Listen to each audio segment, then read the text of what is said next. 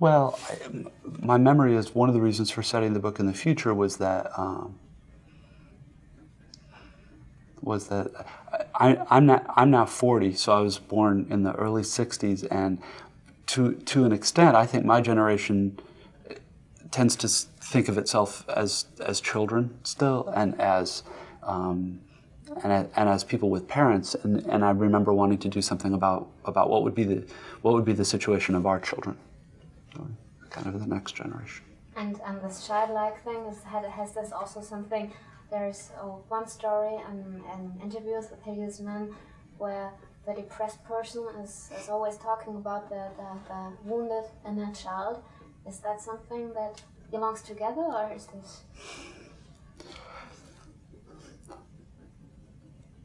Language like that, the wounded inner child, the inner pain, is part of a kind of pop psychological movement in the United States that is a sort of popular Freudianism that has its own paradox, which is that the more we're taught to list and resent the things of which we were deprived as children, the more we live in that anger and frustration, and the more we remain children. I mean, that's a very simple way of putting it, but I think the character in that story is sort of a compendium of kind of all the worst and most painful features of the popular psychology movement in the U.S. And I don't know whether there's any analog to that in Western Europe or not.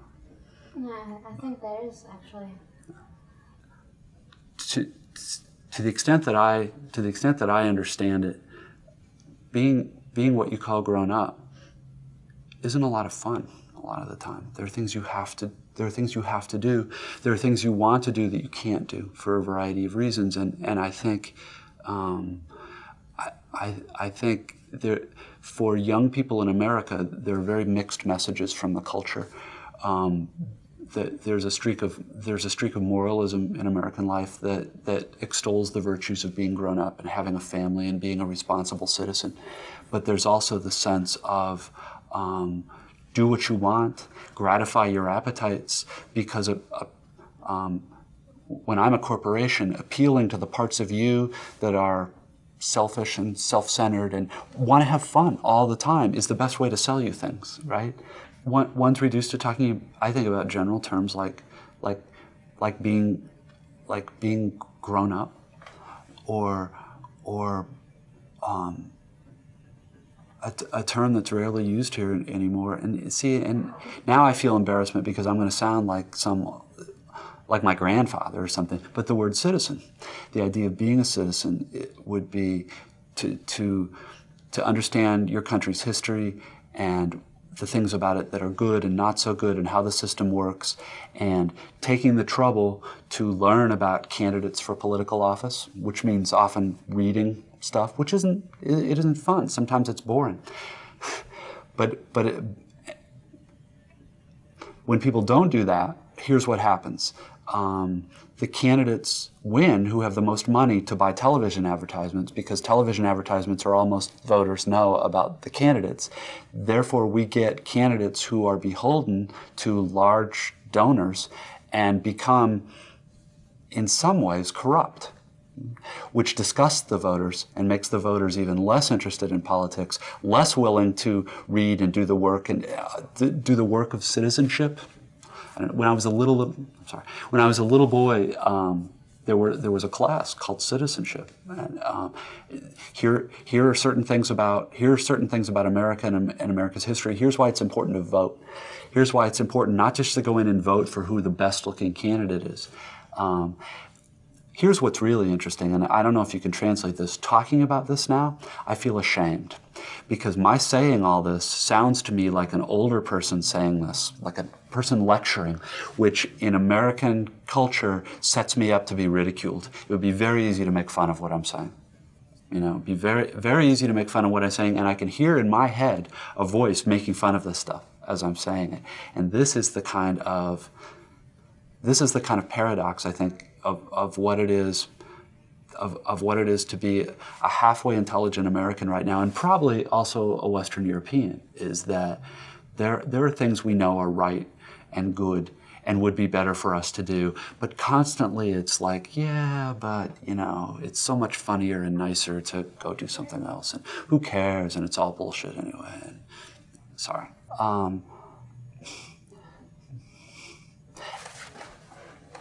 And for me personally, I don't know that it's really ever been all that different. I think probably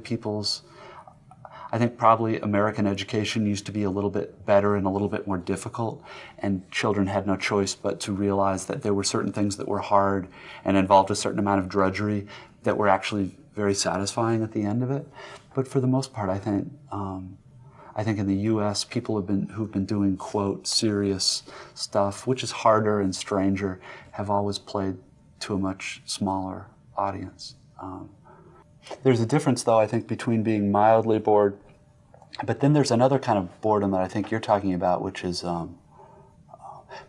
reading. Reading requires sitting alone by yourself in a quiet room, and I have friends, intelligent friends, who don't like to read because it's not just bored. There's an almost dread that comes up, I think, here about having to be alone and having to be quiet, and you see that when you walk in.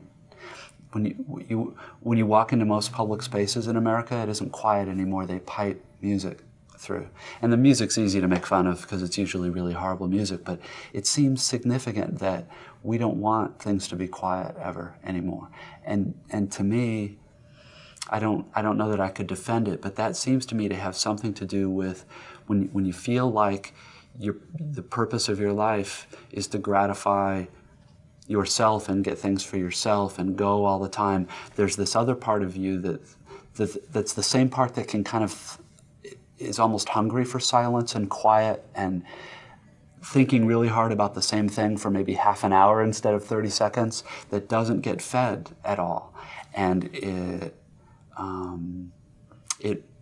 makes itself felt in the body in a kind of dread in here. And I don't know whether that makes a whole lot of sense, but I think it's true that here in the U.S. every year the culture gets more and more hostile. And I don't mean hostile like angry, just it becomes more and more difficult to ask people to read or to look at a piece of art for an hour, or to listen to a piece of music that's complicated and that takes work to understand, because, well, there are a lot of reasons, but particularly now in computer and internet culture, everything is so fast, and the faster things go, the more we feed that part of ourselves, but don't feed the part of ourselves that likes quiet, that can live in quiet, that can live without any kind of stimulation. I don't know. Well, particularly if you have a remote control, see, when that happens, you go to a different channel. And if you don't like that channel, you go to a different channel. And one of the reasons I can't own a TV is I've started having this thing where I've become convinced there's something really good on another channel and that I'm missing it. And so instead of watching, I'm scanning anxiously back and forth for this thing that I think I want that I don't even know what it is. And so I don't know whether well, this is probably not a good thing to say on television, but I don't know whether a similar thing happens in Germany, but it's very stressful now. And what it is too much good stuff combined with my sick little head that thinks there's always something a little better on the next thing. And all you have to do, you don't have to get up now to change it. That was the problem. When it became easy, you just had to move your thumb and change it. That's when we were screwed. So do you think it's... 90% of this is going to be cut out, right? Yeah, sure. Yes, okay. When I was young, or younger, I used to... There's a way in which we in America are comfortable, very comfortable. And I used to think that that some of the political and social answers that I thought should be... Some of the political and social corrections that I thought should be brought about would happen when there was some sort of cataclysm or misfortune where we weren't as comfortable anymore. The fact that we now have clear evidence that the way we live and the relationships we have with various other countries are causing some people to hate us so much that they want to kill us, and may succeed in killing a great many of us, frightens me only because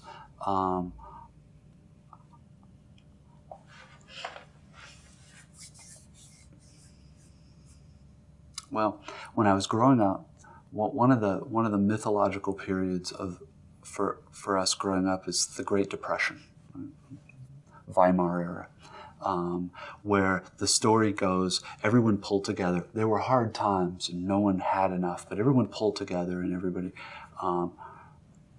It seems to me now that that the country's reaction to feeling frightened and insecure is to buy sports utility vehicles that are large and massive and tank-like and make individual people feel safer, but also get 4 miles to the gallon in a country where gasoline is probably 1/5 as expensive as it ought to be.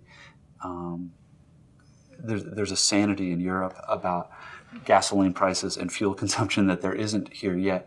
And yet are voting for people who are deciding to go over and very possibly kill hundreds of thousands of civilians in order to kill a few enemies, and none of which is important. But the fact that no one here is talking about the connection between how we live and what we drive, and the things that are happening, the speed with which it's become those bad people, those bad fanatics, they're evil. What they really hate is our freedom and our way of life, which is just hard to swallow, right? Like, who hates freedom? Yeah. People hate people, not freedom.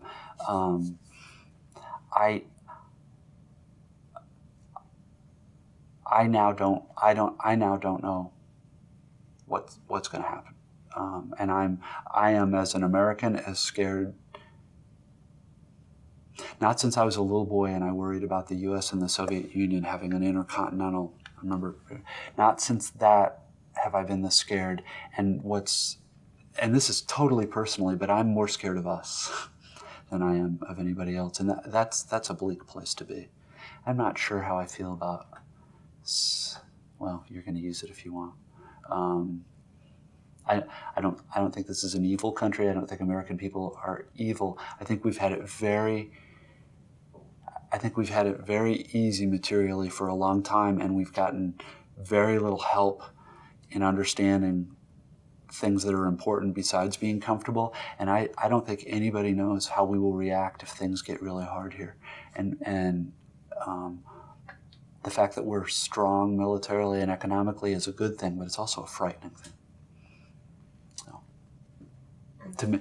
To some of us as Americans. So and what kind of, so it's just already almost. Now I probably will, well, luckily, yeah, not a lot of Americans will see this in Germany. I mean, are there any means of rebellion? Sure. So, what would it be? Well, there are people doing it all over the place. I don't know about people rappelling down buildings and getting tear gassed and stuff. The people I know who are rebelling meaningfully, don't buy a lot of stuff, and don't get their view of the world from television, and are willing to spend 4 or 5 hours researching an election rather than going by commercials. And the thing about it is that in America we think of rebellion as this very sexy thing, and that it involves action and force and looks good. And my guess is the forms of rebellion that will end up changing anything meaningfully here will be very quiet and very individual, and probably not all that interesting to look at from the outside. I'm now hoping for less interesting rather than more interesting. Violence is interesting, and horrible corruption and scandals and rattling sabers and talking about war and demonizing 1 billion people of a different faith in the world. Those are all interesting. Sitting in a chair and really thinking about what this means and why the fact that what I drive might have something to do with how people in other parts of the world feel about me isn't interesting to anybody else. That was very close to the truth, but I don't think it's going to make much sense. And plus, yeah, it's a little. I mean, I'm a writer. I'm not a, I'm not a politician or a political thinker or whatever. Just a scared little American. So, living in California.